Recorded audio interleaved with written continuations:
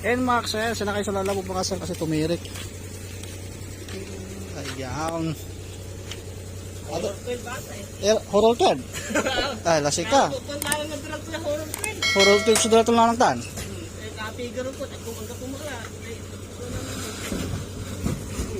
Ayan, Horror 12 daw, Horror 12.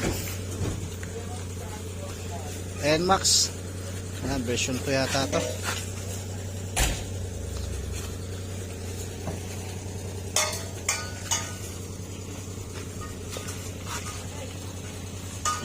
Sige, dyan muna sa gilid. O doon, no? Sa kabila. Di ba laro? Ben, yang mulai yan. Nalago na yung tagawang balta. Manalmusal kami nih. Atas, lagkotan. Dapat kaya tumbok mo, tatang nanta. O remote mana kaya? Tapi Hindi tanggap po, wali panel po. wala ginto. Ayan, wala namang naka-indicate na check engine mga sir, kaso ayaw ito mag-start. Sige, may pasok na sa loob mga sir para doon natin kalasin yung kanyang mga flarings at ma-double check natin kung ano yung naging issue nito, kung bakit nag-roll 12 daw, bakit tumirik. Pasok natin sa loob mamaya. Okay, ayan, nakapasok na rin. Medyo natagalan siya kasi meron tayong overhaul. Yan, dalawa yan. Overhaul natin. Kaya nag-waiting pa ng kasi may nakasalan dito kanina.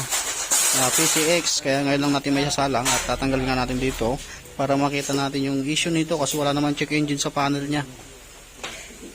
Check natin ang horror. Maaari yung sa stator natin.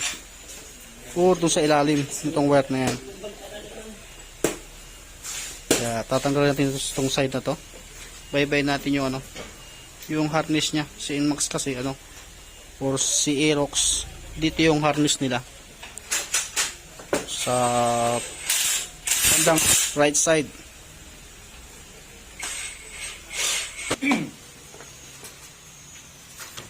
Horror ito. Yan, sunog na. Kahit ito, sunog din. Ayan o. Kumbaga, kumikislap na to. Kaya nag-uhuror. Ayan. Kaya ayaw mag-start. Dapat, kahit atakin mo yan, kung maganda yung pagkaka-install nyan. Kahit atakin mo ng ganyan, hindi mo yan matatanggal dapat yan. Ayan. Ito lang yung pupuntiryahin natin. Ipipix natin yan. Tapos siyempre kapag once na maggagawa kayo ng ganito, picturean nyo kung hindi nyo kabisado kasi meron arrangement ng wire ng mga yan kasi magkaiba dito, hindi tulad ng click na same yung wire nila. Ito magkaiba kahit sa baba na magkaiba na. Kaya yan ang ayusin natin. Tatanggalin natin to. Yan, ito masubali ayusin natin. Medyo hindi maganda yung pagkakalagay ng terminal na to dito. Tapos gagawin natin, isusoldering natin kahit itong yan yung nakabalot na yan, tatanggalin natin yan para masoldering natin. Para hindi talaga siya horror.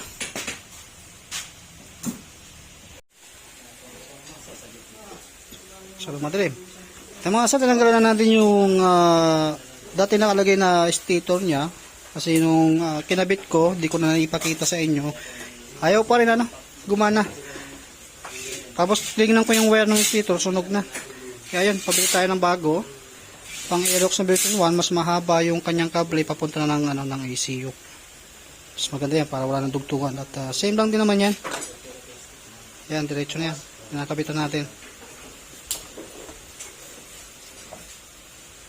Awas? Ngayon, gawang bulatang. Puto ng labatan, tatugtugan. Okay, ito mga sa linya na natin yung ating stator wire. Ayan, wala nang putol po yan. Direkta na yan sa ECU. Napaganda pa nga ito mga sir. Tapos ito, ay siguro, tatalian na natin to.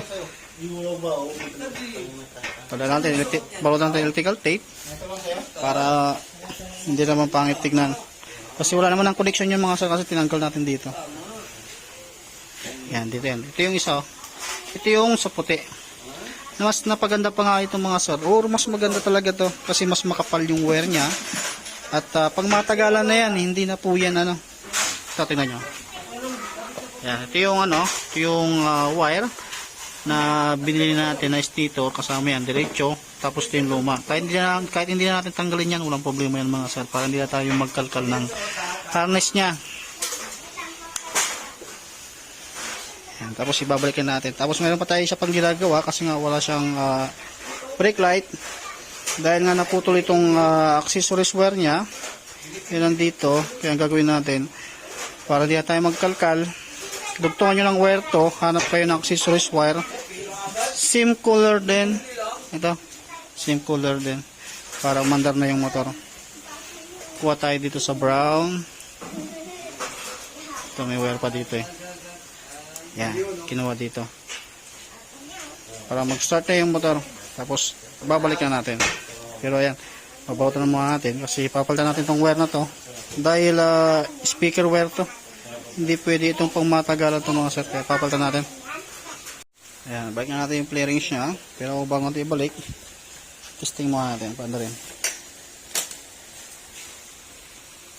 Ayan, tapos pantayin natin. Uy! Ayan, mandar na. Tapos napaganda pa, no?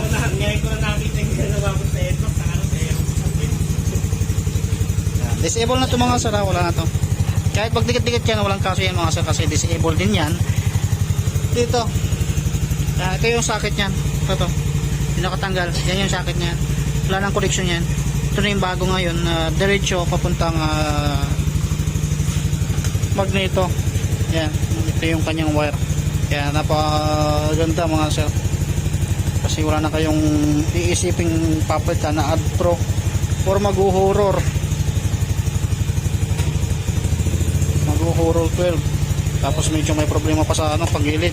Yan yung tinatawag na ano gearbox. Yan, okay na, maandar na. Tayo na natin. Kasi babalik na natin yung kanyang clearings para makauwi na to. Okay, nabalik na natin yung clearings. Ayan. Makatakbo na to. Okay, yan, maandar na.